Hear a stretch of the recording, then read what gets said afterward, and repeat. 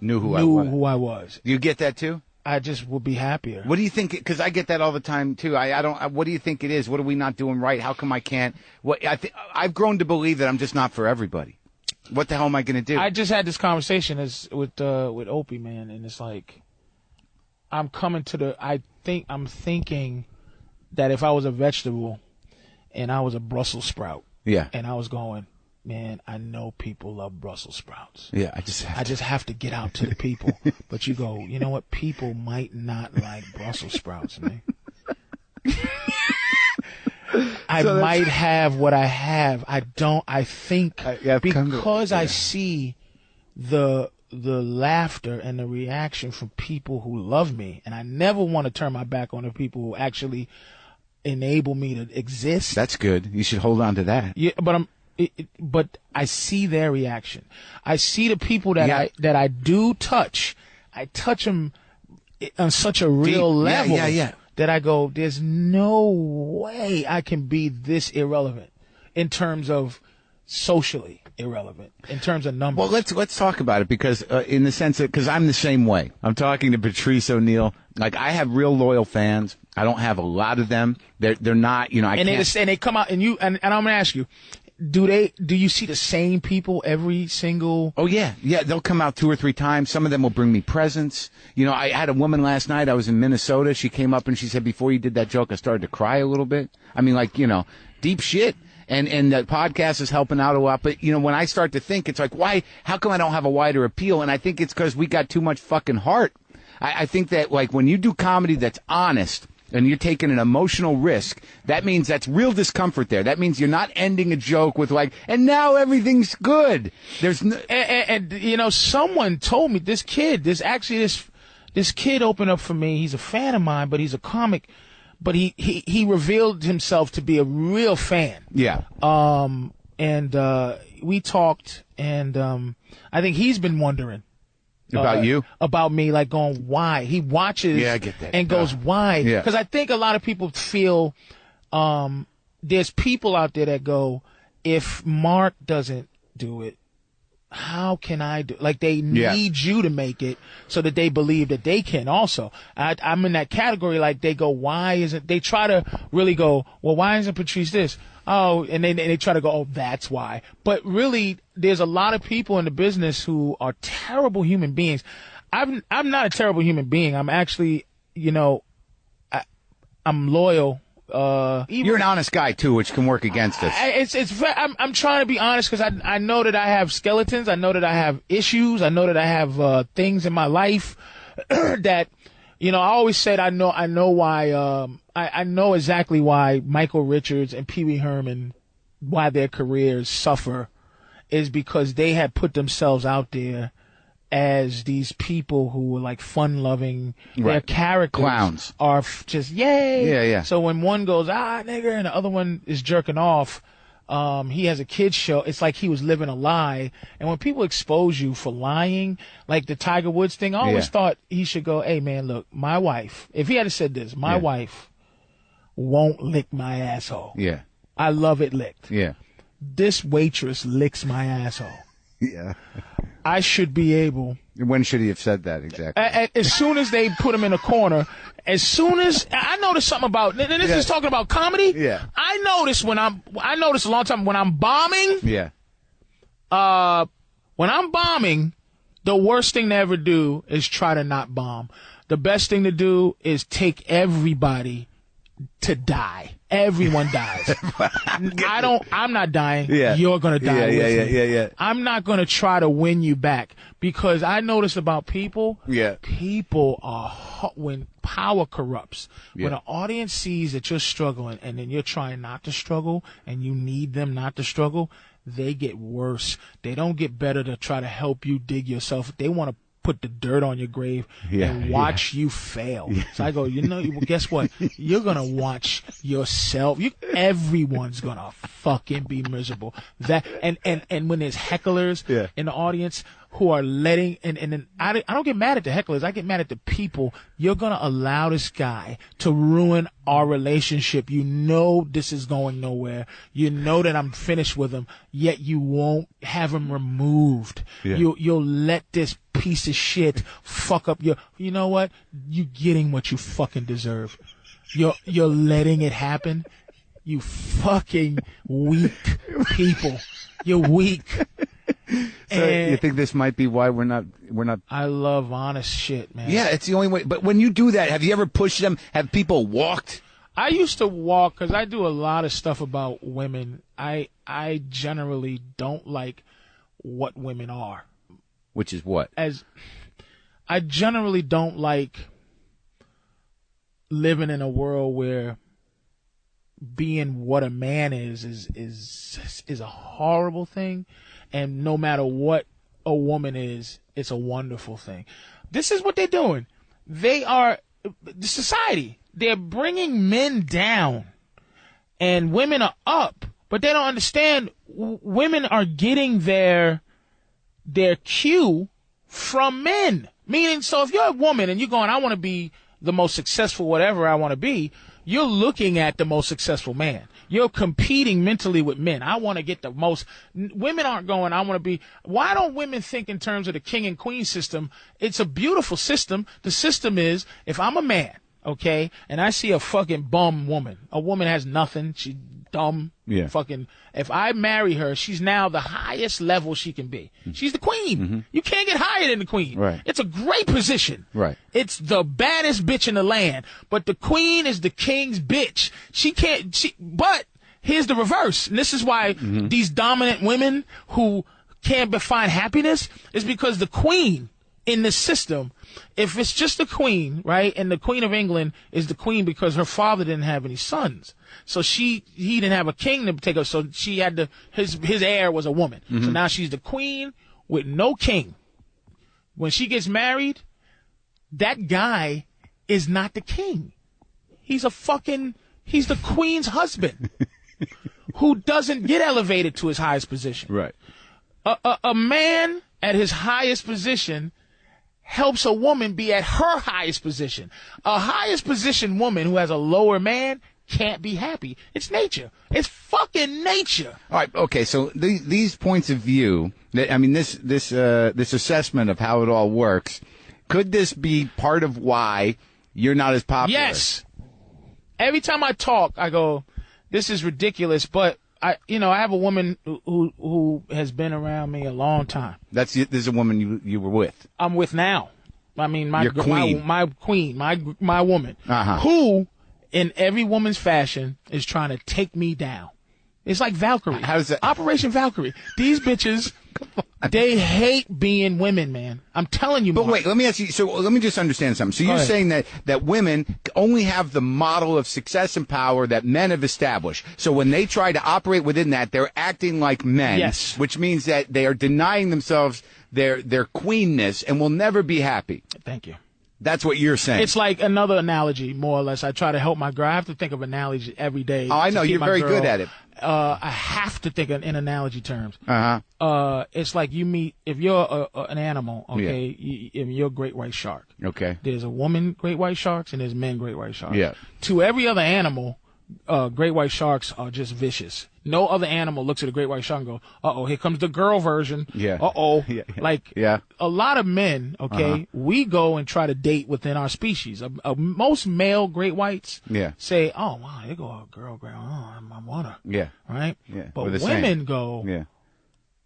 I hate the way great whites treat the woman great white. Yeah. So I'm going to now date these penguins or these seals who look at me and they run in fear. And I'm going to catch one and I'm not going to eat it. I'm just going to play around with it and have this particular animal who looks at me with this fear and reverence just go, oh my God, you didn't kill me. Yeah, I didn't kill you. Just because, that's why these gorgeous women date these weak men and they Right, but aren't they usually doing that just to piss off the great white? No, they're doing it because they go, I'm not going to sit here and deal with this other great white. So what happens though is they're dating their food And after a while, they go, they're dating their food. I fucking hate this guy. I hate what he is. He lets me do anything I want. I talk to him like he's a piece of shit. I spit at him and he just does nothing. I'm going to eat him. Then she's going, how do I feel like a woman? You fucking date this man. Yeah. Great white. And you go fuck with him. And this great white goes, hey, bitch, look, you don't talk to me like that. I don't let no fucking girl sharks treat me like that. I'm not bitch. a penguin. Yeah, I got to deal with niggas trying to hunt me. I got to deal with other man sharks trying to bite me. I got to deal with you, bitch, with your mouth. Yeah. You know, no, that dun music ain't yours. That's mine, motherfucker. I'm top of the food chain. But I have to. How does this analogy work with your woman? I'm the longest relationship she's ever been in. We've been together good 7 years or some shit. She's been around a long time. I do an old joke where it's like, she's been with me for 8 years. I've been with her for 5. And it's like, I didn't know we were together at that time, but you know how it is. So she's been living truth for a long time where at first it was charming to her. Now she's trying to I call it karate class, man. All the things that when she was strictly the student, she looked at me as the master, and I teach her first kick, like, okay, baby, here, go hi-ya. It's like, oh, she feels good. She's kicking. She's learning moves. She's learning karate. Now this bitch has a 7th degree black belt in my bullshit, and now she thinks she can actually beat me. And she's hard to beat. You start, back in the day, I could flip her right on the head verbally. Whap! Yeah. She'd be like, oh my God, sorry, master. But each level she wants to go up, she thinks she don't want to go out into the world and try her shit. She wants to try it with me. And I'm the motherfucker who taught her, and I'm the motherfucker who loves her. But she's always trying to gain an advantage over me, and I'm the motherfucker and that's where things go bad in relationships, I think, is because, your woman starts to look at you like, he ain't the guy. I go, look, man. If you need to go find yourself another man, if you need to go do what you got to do, I'm not going to allow you to make me unsexy to you because I know how to not do it. I know that you're trying to gain something. So you're saying because I've been in situations where once they get hip to your bullshit, I mean, your model is good, but there might come a time where they're just sort of like, not only am I hip to your bullshit, but I'm tired. Yes, she is tired. She's tired of me. She is, but I'm like, go be tired, because I'm telling you, you're thinking like a square. You're thinking like all these bitches who don't have a man. Go join them, because as eventually what she's looking for out of me is to do some of the things that her food does. Can't you just be like my food once or twice? No, bitch. No. Why don't you want to give her a little of that? It's not giving anything. It's I'm living me and you're living you. At some point, you got bored. See, we don't have... This is deep shit. I'm not sure it's right. It might not be right. It might be sophistry. You know what I'm saying? It might be some bullshit. I think it is your life. This is just, it's a point of view. It's not, it's a deep point of view, and it's been around for a while. I think it to be fair. It's a fair thing. But what about mother? What about that? Be a good mother, take care of your shit. That's inconsequential, man. I don't even think. Look, I'm gonna tell you how far. Do we have kids? Do you have kids? I want kids, but I'm having. I don't have any, but I would like some. I mean, my girl has a kid she came with, and what the wonderful thing now, I think. The kid lives with you? No, but I was gonna say, I look at people with kids and then I go, as a stepfather, quote unquote, her father's still in her life. She has a good father. He's not an asshole. It's just that I'm with her mother, so, and we get along. She loves me. I love her. Yeah. But the thing is, that's great, is I really like being sometimes dad. I'm like, wow, if she had to be my kid all the time, I'd be like, hey. Yeah, but isn't there a different level of appreciation for that woman you're with and her relationship with her daughter that transcends this objectification riff that you're going on? The thing is, I never waver from this is my standpoint. My standpoint is a natural feeling. It's a natural feeling. It's nature. This is not a social standpoint. Like, okay, being a mother, I understand, a good mother is wonderful. I love, my girl's a good mother. She's a good woman. But I'm saying, you're missing the part of me being a good father Well, let's talk about it. A good man. Yeah. Me being a good son. Okay. Okay. First of all, as a mother, people will go, "You have a mother." It's like, yeah, but my mother was somebody else's bitch at one time. Meaning, my mother did things to men, and she's told me this, mentally fuck with men. I mean, like, would she go, "I've done this," okay, as a woman. Yeah, but we do it too, right? But we're not, see, this is the thing, Mark. You can't always. You know how my girl got me? How? I was a guy who was this terrible misogynist when she met me. I'm a lot less. Less. I'm telling you. Yeah. A lot less. Yeah. Because I have submitted to the fact that a lot of things I've done, I don't do. Like, look it. What's your big fear?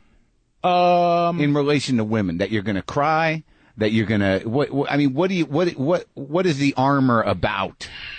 What is the fight? The fight is, and that's an interesting question, but I'm gonna be very honest. I just want my girl to know that,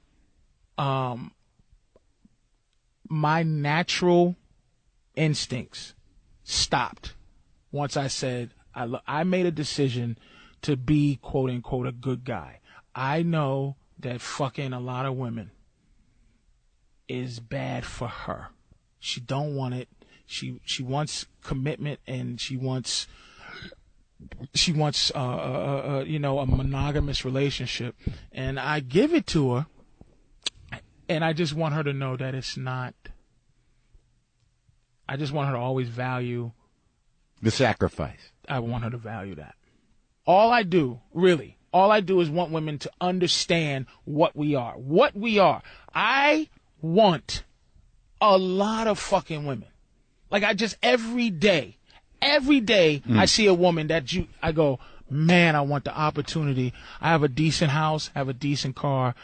I know it's like being a fisherman, right? Right. And this is, you fish as a fisherman, Mark.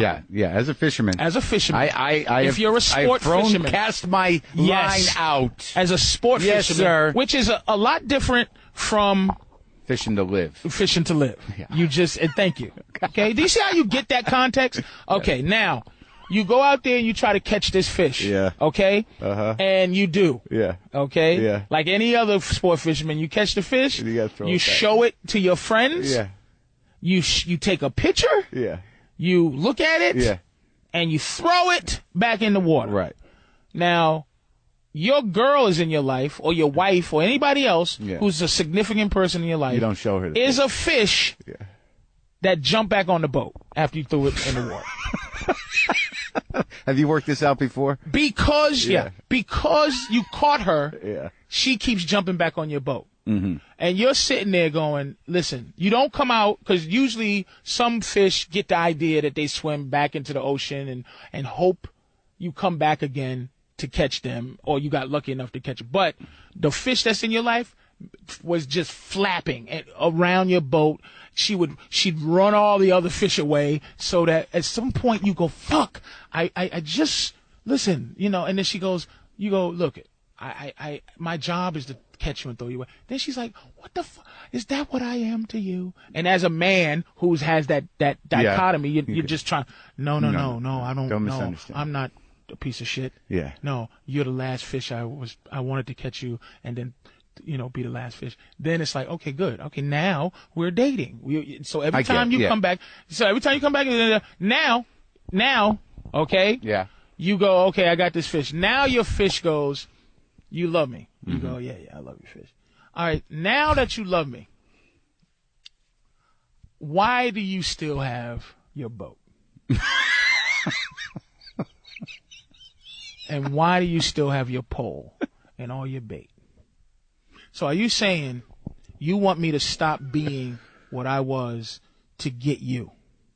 So what that means is when I stop being what I am, you start to look at me and go, you ain't even got a boat. There's a time where they go, you don't even have a boat. That guy has a boat. You used to be this great fisherman. But why don't you say, well, you can't even swim anymore? They'll never be able to not swim. My girl is gorgeous. If she plays her cards right, dude, there's never a time where she can't get something. Look, my girl got me to fuck with her. she was waiting. She just was waiting. She liked me, and she was waiting for some reason. You see my girl, and you go, why is she waiting for me to fuck her? Which gives me more arrogance because I know that women are better than us. Because a guy like me could get a girl like my woman. It's just because they love differently than we do. Yeah. What she did is finally, after all this time of kind of waiting and kind of being there, she invited me up to the house, and she put a T-shirt on and went to take a shower and stuff, and she's talking to me and same old, and she went to go turn the TV and bent down so that her fucking pussy and asshole was just showing as she picked something up, and she knew I was looking, and I'm like, oh, okay, it's in my face. And so she's, and by the way, here's the arrogance of having a vagina. She could actually, if I didn't fuck her then, she could actually be officially have the right to say that I'm gay. Just because she showed asshole and pussy and I didn't go for it then. I am a fucking fag then. That's how arrogant you can be with having a pussy. There could be no point where you could show your balls and asshole as a marker to pick a woman up or to fuck a woman, and it be acceptable. Yeah. If you showed your asshole and balls, Mark, and as a hey, look at this. Yeah.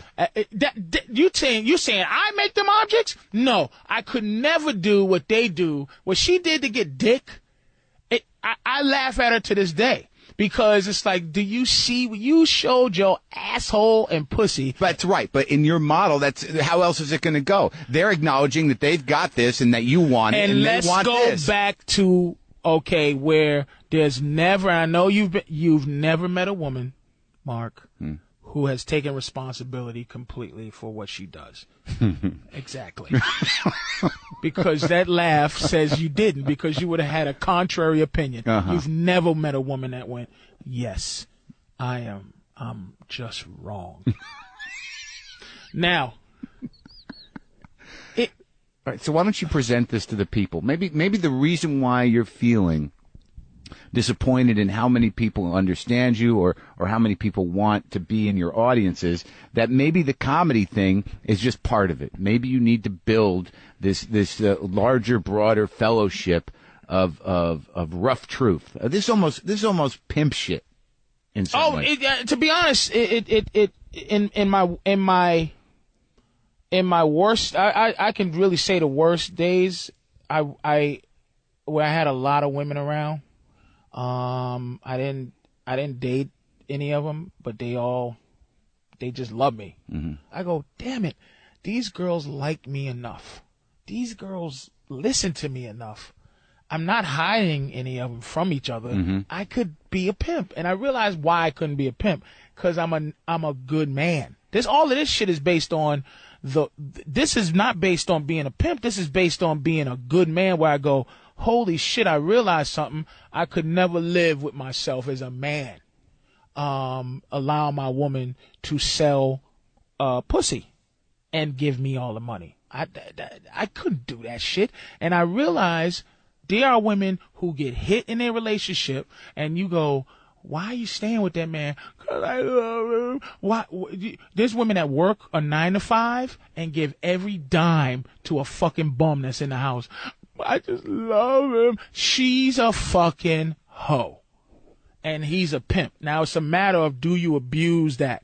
I don't abuse my woman. I just don't want her abusing me, Mark. That's it. I don't want her abusing the fact that I'm a good man. Okay. Well, now we've got that about, and I believe that you are a good man, and your system seems to work for you. I do, man. It's a hard system to sell out there on the road, because what you're saying, a lot of what you're saying, it may be true to a lot of men, but a lot of men aren't going to admit it publicly, and they certainly aren't going to sit there in a comedy room and listen to you say that and look at their woman and go, huh, that's us. Well, but I'm saying, like Lopez, I read this thing. Lopez got busted cheating. The boy got busted prostitute.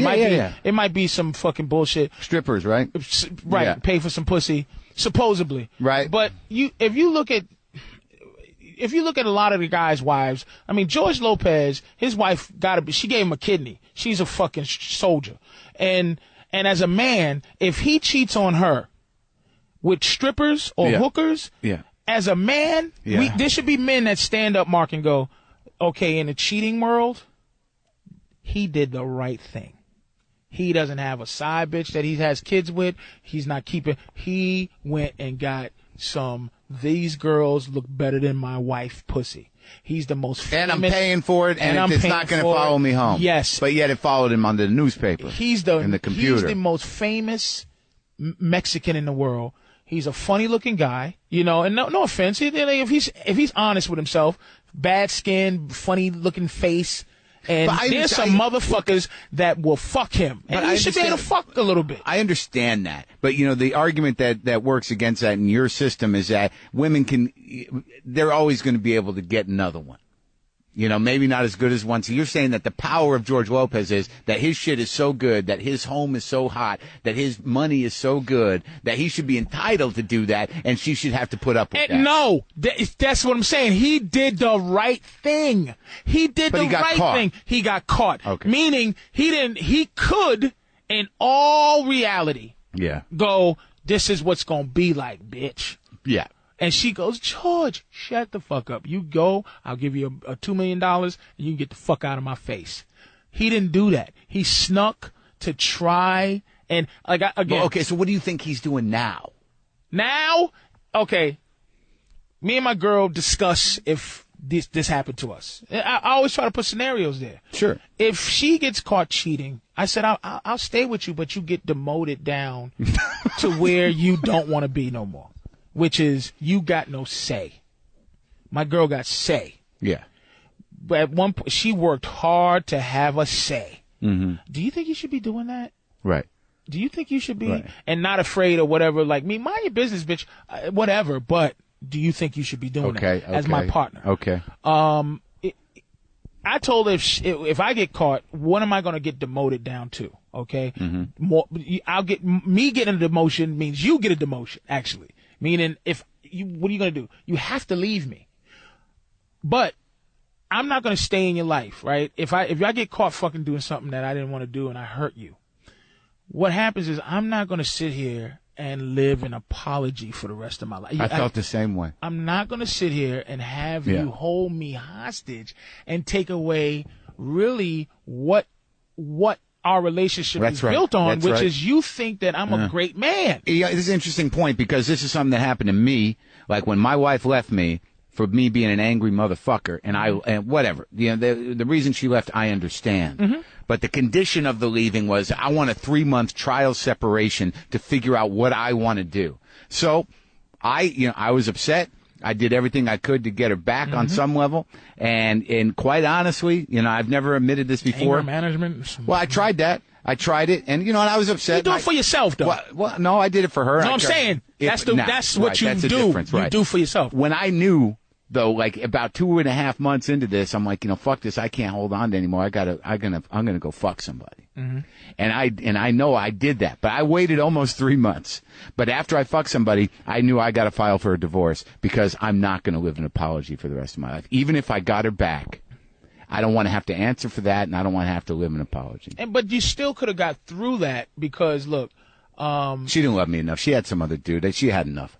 But she got the other guy with the better job, with the better family, she better deal. That's what had happened. We don't even better we don't even better deal women. We just like pussy. Is that a girl in the trash can? Let me see what she look like, baby. How you doing? Why you in the trash can? We're not even better dealing them. I know. We're not. I can't. I know it doesn't matter. Being good to a woman for us is a commitment to ourselves. Okay. It's a commitment to the fact that we go, this is what they want, and this is what they think is the right thing to do. And we're decent people. We go, you know what? She's right. Let me stop trying to fuck everything that moves. It's probably some weird, it's probably some weird compensation for something. And I go, let me be good to this girl. I'm not going to get better. I might be able to get better, good looking, or I might be able to get better decent, but not together with her. Now let's address race the same way we address sex. Well, I would say it's the same thing, man. I would say. Do you hate white people? That's. I mean, yes, my instinct is to say yes, but I don't hate. Because I don't hate white person. I don't hate white person. White person. Right. White person. singularly. You qualified your misogyny. That, you said you're better with it. You've got a system that you understand sex and women with. It's your own. It's based in truth. Look, man. Black people, I don't like to think in terms of like being a victim and being black, dude. Mm-hmm. One thing I try to get white people to understand, Mark, is that white is a fluent concept. It's an idea. White to us, and I've said this a few times, but here's what white is to us: the decency that nature has given the Jews in their plight. The decency is to have a villain in both plights. Moses, there was Pharaoh. That nigga looked like Yul Brynner. Mm-hmm. Yul Brynner was the evil force holding you down. Yeah. And God freed you. God said, no, Jews, you must go. Yeah. Okay? Thank God. Thank God. Yeah. Then it's the Holocaust. Hitler. He was a bad one. Hitler and his crew were after the war, it was against the law. You can't even have the mustache no more. Yeah. You can't even rock that. Yeah. You rock that. That's not a law, but it's an understanding. You just don't rock it. Sure. That nigga is the devil. Yeah. Okay. Right. That mustache is the devil. Right. Hitler, then the devil. Right. So what that enables you to do is move on. Mm-hmm. Enables you to move on. Okay. Meaning, I don't have to hate every German. I don't have to be bogged down. After the Holocaust, being a fucking Nazi was criminal. To this day, if they find out you used to be a Nazi, you get fucked over. You can't even apologize. Yeah. Oh, no, only put a couple in ovens. No. You're done. That's right. Okay? Even if you're 100 years old, you're going to jail. You're fucked. Yeah. Which is great for the spirit of being Jewish. It's great. It's just like, we went through this. Yeah, we went through this. But we know exactly what happened. Yeah. We know exactly how many people it happened to, and we know exactly who the fuck did it. Yeah. So it enables you to have a chapter in a book. Yeah. When I start off with white people, I'd say, look, white is the only thing we got from slavery. We don't have we have a finish date. Questionable start date, questionable amount of people that died, questionable effect on our minds. When we were freed, it was like, bye, nigger. Nice talking to you. Yeah. Okay. You've been living this way 400 years. Now we expect you to live wonderfully now. And what we did to you is not criminal. And the only thing left is your skin. So you have the skin color of the enemy. So every white person is Hitler's mustache, really. To my gut, every all white skin is that. On some level. On some level. Really? Yeah. But you're not my oppressor. Like, so it's for me, when I say white, I hate that. I always hate it when I watch Geraldo Rivera, back in the day, and used to have racial conversations. Mm-hmm. And the race thing would be, today on Geraldo, we're going to have a race debate.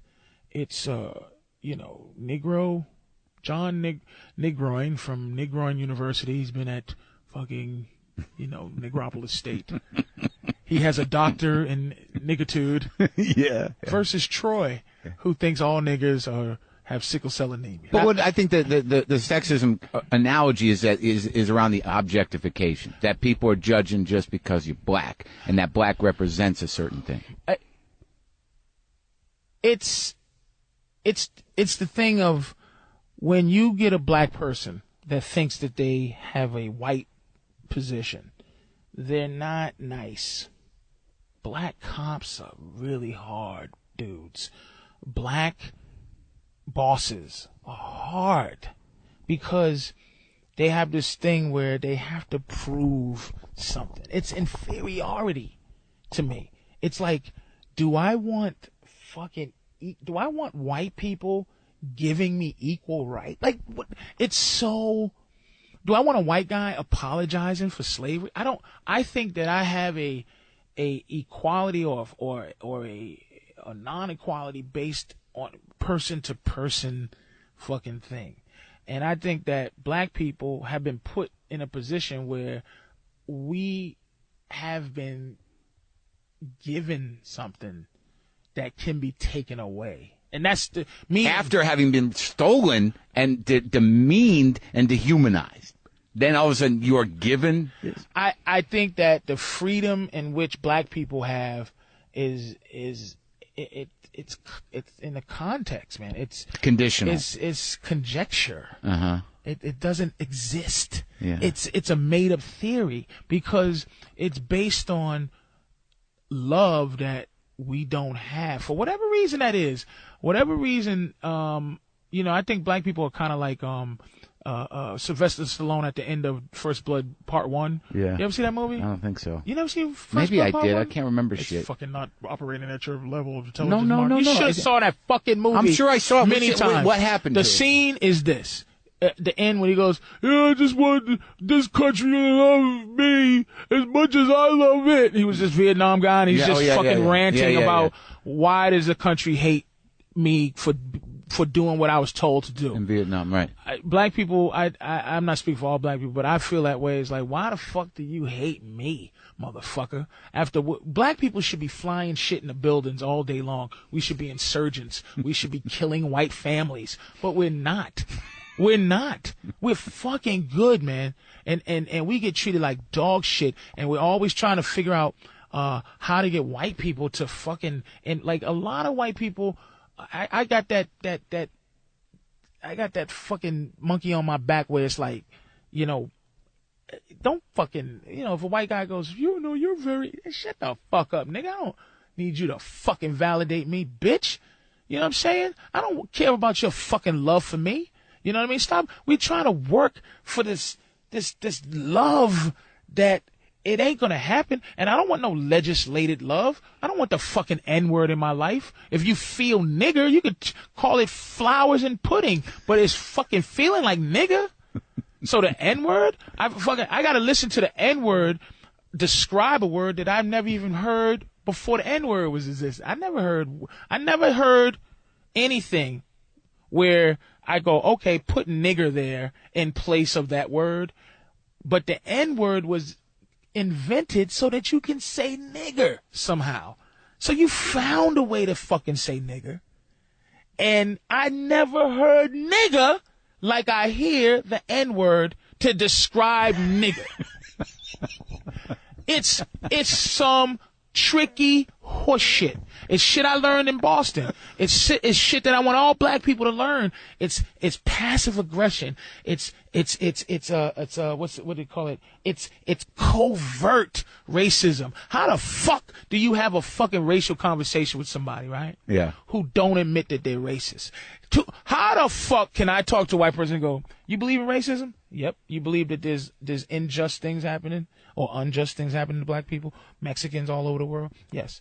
Are you racist? No. Racism is like Bigfoot. Like, we know it's here. I never seen it. Only racist I see is fucking this asshole with a sheet on. But there's no functionally intelligent fucking guys who walk around and go, I hate niggas, I hate spics, I hate chinks, but they're liars, man. It's like we're not going to heal this thing until two things. One, black people got to stop lying about how we feel, and white people got to stop lying about how they feel, and we come together and we discuss it, because this shit ain't going to stop until black people find a way to forgive this country for what it did. It's a aching, that's the anger, to forgive the country for what it did. And without white people's, this is how deep white is. Hey, when'd your family get here? Got here in 1906, first person straight off the boat from Italy. And now I'm calling you a nigger like I'm better than you. Yeah. Are you serious? My family's been here since 1619, bitch. Making this country wealthy because it's got free labor. It's just collecting money. Are you fucking serious? And we get a hard time, and you get here, your skin's white, and you treat me like shit? You motherfucker. You're telling me, though, that growing up in Boston, you never personally experienced overt racism? Overt once. Just twice. Once. South Boston. Right. One time that affected me. When this kid, it was a summer camp, I think I was 10. And this kid called me a nigger. This little white kid called me a nigger. It was a game he played with me. Called me a nigger and ran, and I chased him. And he ran to where there was adults, and I grabbed him. And when I put my hands on him, he screamed like Banshee, you know, and I got thrown out of camp. I'm like, he called me a nigger. It's like, so I learned a lesson. What did you learn? I learned that thought you were one too? Yeah. Right. Nigger. Like, I learned that a lot of things I learned about racism that you don't learn unless you live in a place like Boston. Boston's the worst. It's the worst. You can't learn it down south because you did, in a weird way, living down south, you actually have actually a great point. You know, back in the day, I get sprayed by a hose. Well, yeah, there's a history. Dogs. I actually did a line where I said down south there's an ignorance that runs so deep it actually has integrity. There's a history to it. Yes, it is. Hey nigger, and you go, hey white boy. Right. And then here's what I'm gonna do to you. Yeah. And here's what you better hope I don't. It's out. It's not covert. It's historical. Exactly what it is. It's historical. Whereas in Boston, it's all fucking suppressed. I've never seen a city hide its black people like Boston. And then when you learn certain things, look, like the busing thing. Look, here's what I learned out of all of this time that they wouldn't teach you. That I don't understand why they won't teach you is the busing. The Boston busing problem was this. They teach me as a Boston black kid, I hate white people, and that's what I'm supposed to do. They're racist. They're this. They're that. But what it is it was a design condition that poor white folks and poor black folks couldn't fight. It was certain people working on a higher level. The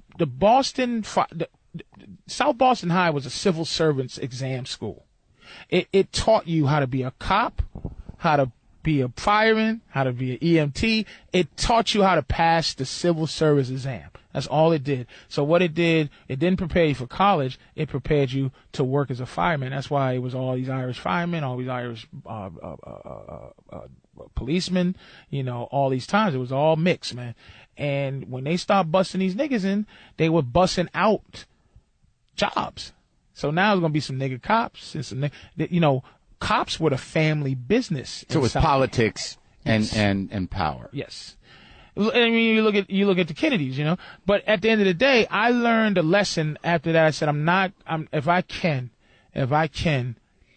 and I think this slowed me down a lot mentally, man. And then I got in trouble with the law when I was young, and I learned something about anger. I had a statutory rape thing when I was 17, and me and my friends, you know, fucked this girl, and then this is a long story short. But basically, me and my friends hanging out, bumped into two girls. Yeah. My mother was out of town, so I had the house to myself, and you know, we brought them back, and we had a good time. Yeah. And then, you know, dropped them. Everybody seemed to be happy.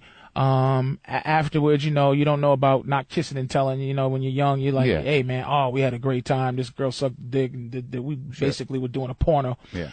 And so we told the wrong people, and those people said, ooh, all right, I know that girl. So instead of like just taking advantage of the fact that she was just a natural hoe and doing a little work, it was like, hey, I heard what you did in Boston. Why don't you do it to me? Or I'm going to tell everybody. So they did it. And she's like, I mean, fair to her, you know, she had to protect herself. And she's just like, crying and emotional about what's now imminent. Like, what is everybody going to come fucking blackmailing me for get their dick sucked? Yeah. So she cried to her brother and said, oh man, I got raped today. And her brother went to go fuck these people up. And then as that's going on, he's fucking, this is a week after or 2 weeks after we was messing with. So after after that situation, she's like, okay, I got raped today. And then it's like, I got raped last week too. Oh. So how old was she? 15. Yeah. 15 and 17. But I went to jail for that, but it was a weird thing. How long were you in jail? 2 months, 60 days. Yeah. Cause it was like, I got lucky. It's weird. I have this on my record, but I got lucky in terms of this. It's Suffolk County. And I know guys that have gone to jail for the rest of their life. I happen to have, bad lawyers, but a great judge. In jail, what was that like? It was more fear than they send us to a place called Concord, Yeah. And MCI Concord was very dangerous because it was, I guess, you see Star Wars, right? It was like, you know, that planet that where everybody was hanging before they went to go off into the other shit in the solar system where they was playing the band. Where you from? I'm from the Mogos system. Right. But MCI Concord was like that. It was like murderers, arsonists, fucking gamblers, everybody from the worst crime to the least was sent there. It was just did they send people who didn't have long sentences there? Or? That's what I'm saying. Right. So guys who were actually sentenced to 60 days were sent there. Kids. I mean, and it was my worst nightmare, meaning I was not a jail guy, man. I just wasn't a jail. I was like, I don't even know what the biggest, it's like. Well, how'd you handle it? What went down? Did it get fucking bad? I'm a big guy. Yeah. And I'm a funny guy. Yeah. I mean, I was funny. Yeah. And I was big. So the biggest thing was that I had a rape beef over my head. Yeah. And the idea is that, you know, those guys get a bad time in jail. And I'm like, oh man, what's going to happen? I mean, you got to understand, I was not fit for that. Yeah. I don't think anybody is. Some people are. Some people are prepared to go to jail for things that they do. Gangsters are ready for jail. No, I get what you're saying. But I mean, fit to be a kid in jail. Yeah, I mean, I was a kid, dude. I mean, and you know, whatever. I mean, so when I get there, I'm not trying to be hard because I know I'm not hard, but I'm just trying to be right, and I'm just trying to go. Oh man, fuck me. I'm hurt. I don't know what's going on. I'm in jail, man. I don't know, but I did all my soul searching because he sentenced us. It was weird. He was doing us a favor, but the only thing he did really wrong was I'm an adult and it's on my record for the rest of my life. And people unlike murder. It's like murder. There's a story. Yeah. Like you go, I went to jail for murder. What happened? I was fighting a guy and his head hit the hydrant. And he's like, oh, okay. There's stories. You hear rape, you go, oh God, he took pussy. You go, wait, no, there's the story is just a lie already. Like whatever the story is, it's got to be you're bullshit. a rapist. No, wait. Nothing. I was 17 and my dick went into a 15-year-old. Now the rest of the story is the story, but I didn't go to jail for taking pussy. Now whatever there's all kind of mental shit that can happen to a woman under any circumstance, whether she gives it up or not. Right. It's like psychologically, I don't know what that effect is. I'm not trying to be innocent sexually because I was doing some deviant shit, but it wasn't taking pussy. It was having a good time. Yeah, whatever. Whatever. Yeah, which ultimately in jail, I'm keeping my head low. I'm playing basketball. I'm just living, and so these guys, these guys that kind of had a heavy rap, and they were there because they were transferring these guys to another prison, and they all were friends. I think they all did the same crime or some shit. They were tough guys. Yeah. They were all named after southern states and shit. It was like these guys, and white guys, black guys. I don't answer to white guys if you're black in prison. Like white people, we played ball together, but what you did was Plus, Concord was the place where it wasn't those gangsters were there, but it wasn't a whole lot of gangster shit because people were being assessed on where they were going next. So you either could go to Walpole, Cedar Junction, or you could go to fucking Knoxbury Farm. Right, holding station. Yeah. So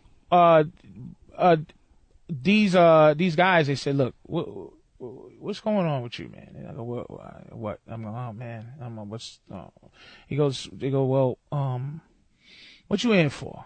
I go, well, this is the title of my crime, and they go, well, and they walk, and they making me walk around the yard with them. Yeah. And I'm like, oh God, they're gonna probably walk me to this blind spot here, and they're gonna do something. Oh God. And they go, oh man, talk. And they used to call me Heavy D. Yeah. And Heavy D, hey man, come here, Heavy D, let me talk to you for a second. So it's like 4 of them. Yeah. And we're just walking around the yard, and I go, well, I did this, and this happened, and then the boom, and then boom, and then they go after like 2 walks around. They go, you in here for pulling a motherfucking train? You in there? I see, and they go, everybody in this motherfucker did that shit. And you in jail for that shit? You in jail for doing what motherfucking niggas do? And I go, yeah. And they said, they gave me a pass. They go, look, don't let me ever hear you locked up again. I said, thank you. Ever since then, life got better. But then I had a friend, life didn't get better because the nightmare of jail got to him mentally, and he never could get out of it. He wouldn't take a shower, and who, this guy? My co-defendant, as they would say, the my kid? friend, my best friend, one the of my 15-year-old or the other guy? There were three. It was two. It was five of us. Five guys, 2 girls. Yeah. Okay, and the other girl didn't put up any. Right. She didn't put up any charges, right. And it was whatever. So your friend, my friend, and they would call him my co-defendant, Yeah. And he thought he was going to get raped in the shower every day. Every day was rape in the shower. He couldn't. When he was there? When we were both there at the same time. And did it happen? It's just like you go there and all you've been watching is MSNBC, and sure. It's like someone's going to shank me in my neck. So you just wear every day you just wear a fucking phone book collar because you go, somebody's going to, and it's like, dude, take off that phone book. No, I won't take it off. Someone's going to stab me in my neck. He would always think someone's going to get him, and he wouldn't shower. And these guys, man, they want their lives. There's guys in there. And look, just because I'm in there for 60 days doesn't make me less angry about it because you're in there for 25 years. But I do know a guy in for 60 days, you make a guy that's in for 25 years happy. You deal with your shit differently than that guy. Yeah. And he was in a position where he's smells really bad in front of guys that are doing 25 years. They have to live every day. No one wants to, So he goes, tell your co-defendant. They keep saying my co-defendant. So I'm like, man, dude, like you gotta. I'm not gonna say his name. Yeah. But I'm like, man, you gotta take a shower, man. These guys are, come on, man. He goes, fuck you, man. You act like you like it in here. I go, no, but I'm saying like you can take a shower. Like take a fucking shower, man. Yeah. They're gonna kill you. They start throwing piss on him and they started throwing piss on him? Yeah, to make him take a shower. Oh.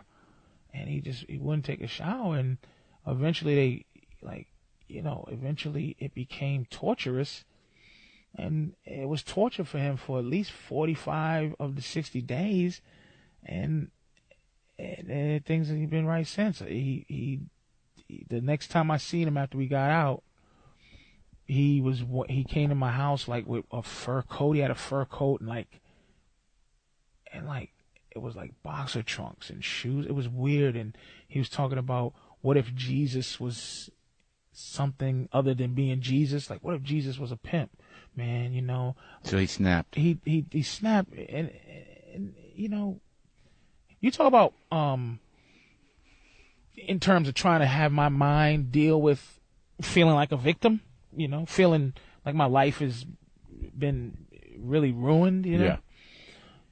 I go, okay, look, it's God's design, and this is what I came up with to help me. One, if I was a 15-year-old girl and that was happened to me, I might do the same thing. That helped me. I go, okay. 2, I could have been in there for 10 years, because the crime of statutory, you can get 10 years, period.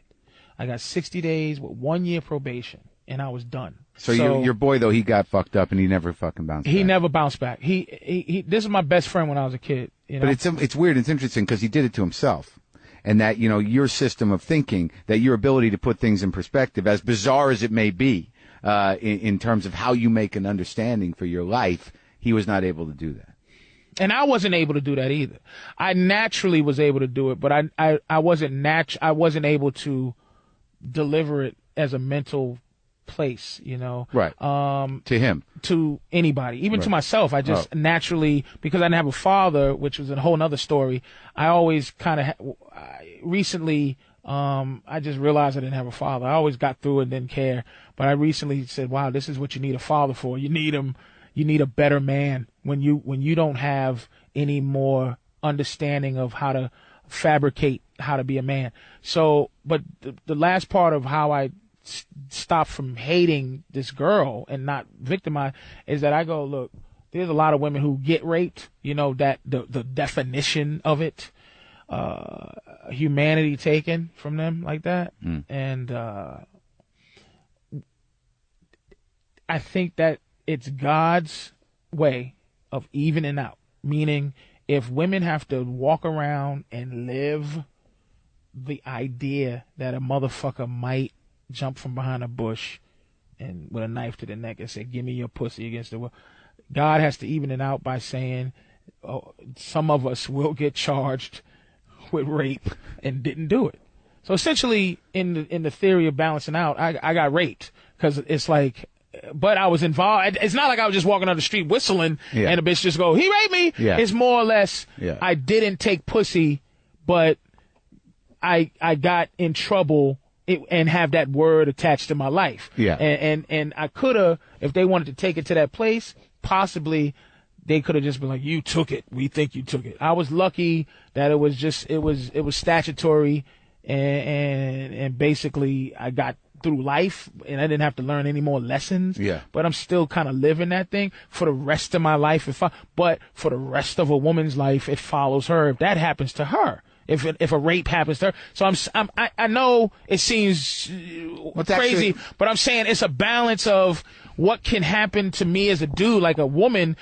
God didn't make it so a woman could jump out a bush and go, give me your dick against your will, and you not laugh. Yeah. It's the only way we can see how serious it is, you know. Is but it's interesting because it provided you with a little insight and some sensitivity to women.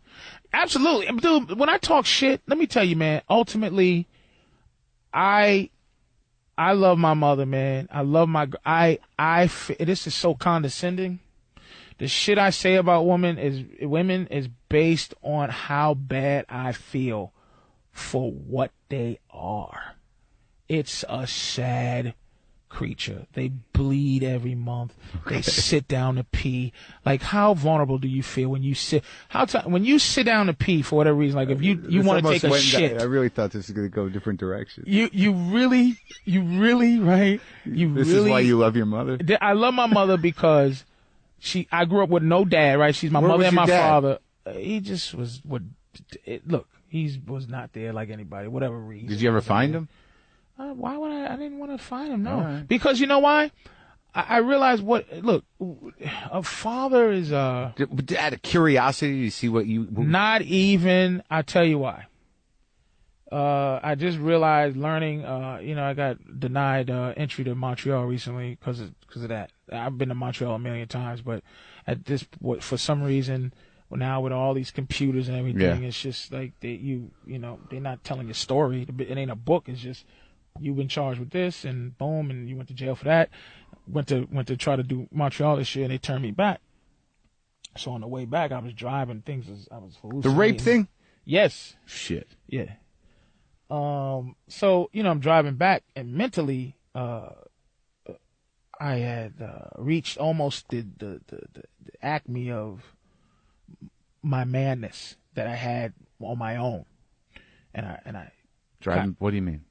When you're driving back, you're hallucinating. I'm hallucinating. I'm thinking of things. I'm thinking of one of my pets that I love that got killed. I'm thinking about. I'm feeling sorry for myself. Yeah. I'm thinking, oh man, it's just, why do I need it? Why? I'm starting to think about God, like, really, my mother's saying things to me like she's being motherly. She's saying, hey, look, God takes things away from you, so your hands are empty to hold better things. And, all of that kind of advice stuff. And I broke down, like the next day. I got home, woke up, talked to my mother, was talking to my mother, and I realized that I don't have a father. I realized what a father is, it's an older man who just loves you and gives a shit. And men, when you fall, men say, get up now. Then you see what's injured.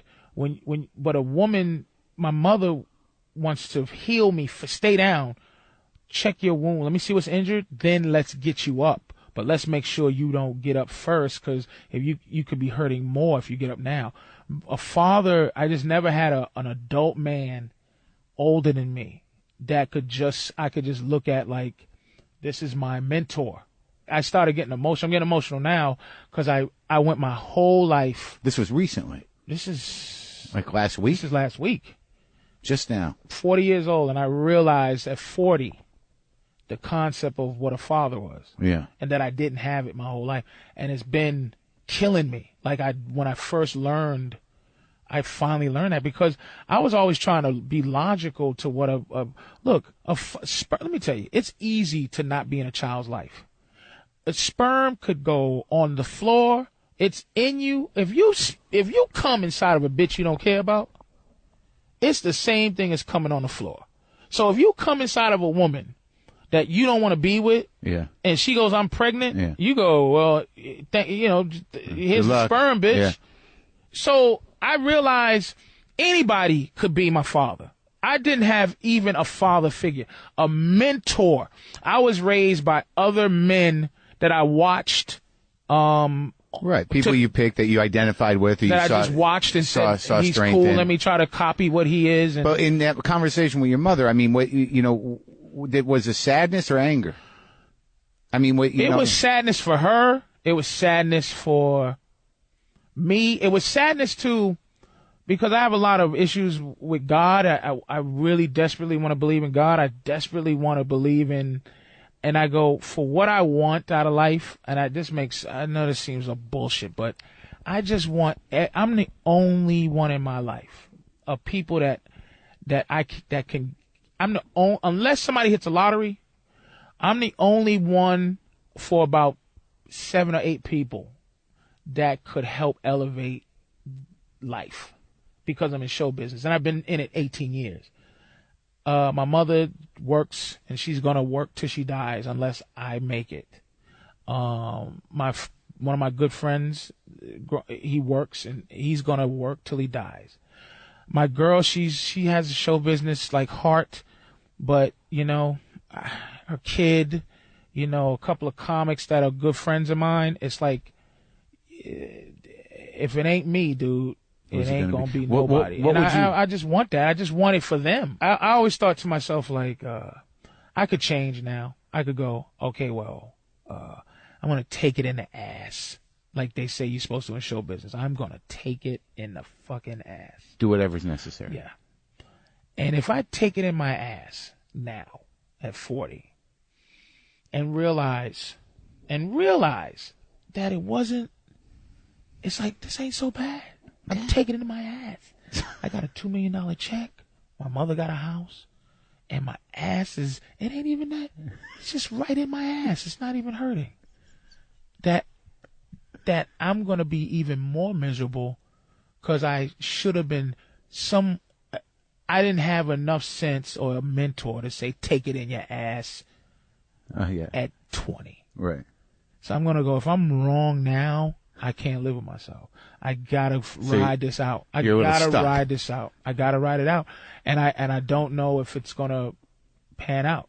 And I really would love for it to pan out, but it might not. And it made me sad because my mother, she's diabetic, and I'm diabetic. Okay, and I cut my foot, and I think this got me emotional too. I cut my foot. You cut your foot as a diabetic. It's dangerous. I cut my foot, the ravages of diabetes haven't started truly hitting me hardcore. Starting to hit my mom's, feet looking bad, and, she's limping. She's breaking down, watching her break down. And I cut my foot, man, and she jumped on, she just was mom. She cared about my fucking feet. And I'm looking at her feet, swelled up, and she just was making sure my feet were okay. And I'm just like, what for? Like I suck. I'm like, I suck. I go, my mother's still looking after my feet. And I'm like, I'm just want to look after her feet. But I would never motherly be able to look after her feet. I can only financially look after her feet. Get her the best foot doctor, money's no object medicine. Yeah. Great bed. Yeah. Whatever techniques are out there. Yeah. And that's what I need to do to look after her, but I don't have it like that. Yeah. And this is the only way I'm going to get it. And it's just too late for me to I'm realizing shit too late. Yeah. That I'm driving, back from Montreal, and I'm going, what? Did I just realize that I didn't have a father? Did I just realize that? Just now, yeah. What the fuck is that good for? Are you fucking serious? What a waste of time. But that's not true. It's interesting just from you talking to me, and I always knew this about you, is that, you're going to parent yourself one way or the other. That if your parents were inattentive, or they were shitty, or they weren't there, or they were absent, you were going to figure out a way to take care of yourself, and you did. And that is what the gift of your brain is that all this shit, the way you talk about your life and how you make sense of shit, you talk like a father. You talk like a guy that's like, this is the analogy, this is the story, that this makes sense. But it's made me very, logical. And it made me very, pain. Yeah. Emotional pain. Mark, this is where we are stripping down the animal part as opposed to stripping down the psychological part. Because remember, dude, I've already stripped myself down. You strip yourself down because you do too much thinking. So meaning you look at yourself, and if I go, you're a this and a that, Mark, you go, was that supposed to hurt me? Because I already discussed that with myself. I am a this and a that. What are you going to do? It's still going to hurt me. It'll hurt, but you'll go, I don't want to hear it. Yeah. I don't want it affirmed. Okay. But it's going to, you're self-aware. There's a lot of people aren't self-aware. Yeah. They're sociopaths. I'm telling you, I wish I could take it in the ass. I tried to take it in the ass in 98. And I realized taking it in the ass hurt my heart. Yeah. I wish I can steal jokes and buy my mother a house based on the fact that I stole. I stole not only jokes. It's not like you stole knock-knock jokes. You stole essence. You took it and there's no justice. There's nothing in this game of virtue. And I've only heard one story ever of virtue that paid off was Chaz Palminteri, where people were interested in Bronx Tale. They wanted to do Bronx Tale, but he said, I want to play the role he played. He played the gangster. Yeah, the gangster. I forgot his name, but in the movie. But he goes, I have to play this. And people go like, I'll buy this script for $100,000. He's like, can I play nope. $500,000. I bought it. I just want to play and he went into the bathroom. He said, man, it's just maybe I should do it. And he stuck to his guns.